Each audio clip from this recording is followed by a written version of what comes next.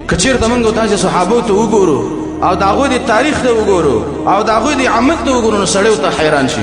تبوک په غزا کې نبی صلی الله علیه وسلم اعلان وکړ د چاندي چې جهاد ته زو چاندر راوړی.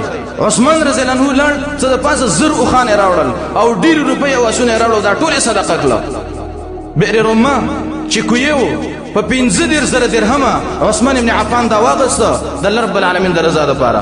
مسجد نبوي دا تنگ شو، عثمان ابن عفان ډیر روپۍ ورکړي چې دا مسجد نبوي تاسو پراخه کړئ. نو د دې خلکو د صحابه عبدالرحمن ابن عوف رضی الله عنه بارک راغلي دي.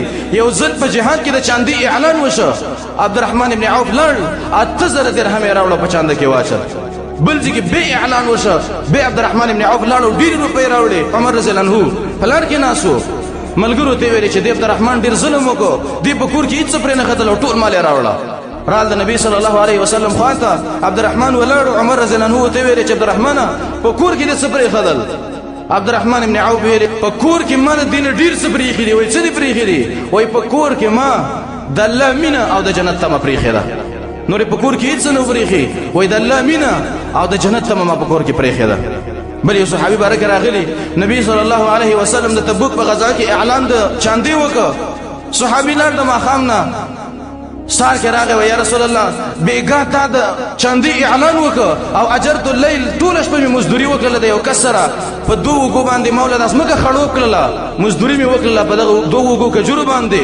دا یو مې راوړل د چاندي له، یا رسول الله دوی مې پرېښوده بچو ته په کور کې مسنو.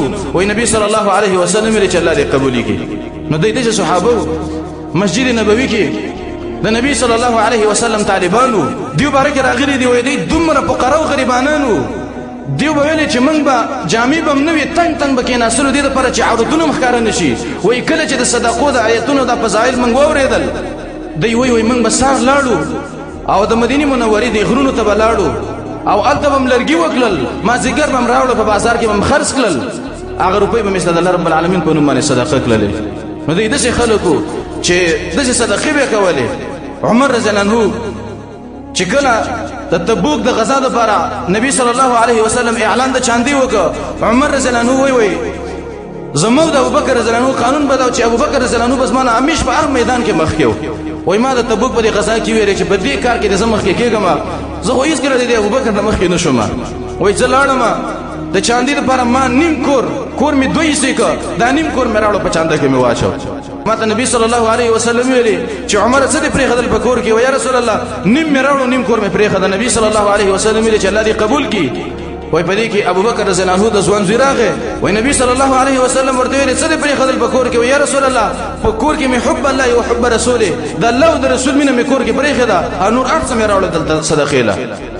عمر رضی الله عنه وای ما پزله کې ویلي چې د خطاب بچي قسم دې چې د ابوبکر نه ته هیڅ کله نشي مخکې کېدلی. صحابه وای د ابوبکر رضی الله عنه داسې ایمان و داسې انسان و ابوبکر رضی الله عنه که چېرته موږ ټول ایمانونه د ټولو صحابو ایمانونه په یوه تله کې واچو او د ابوبکر رضی الله عنه ایمان په بله تله کې واچو، د ابوبکر رضی الله عنه ایمان پې درنېده. دی داسې مؤمنان خلک